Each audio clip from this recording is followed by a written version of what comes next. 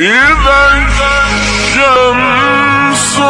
كورت وإذا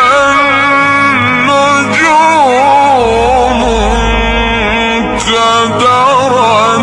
وإذا الجبال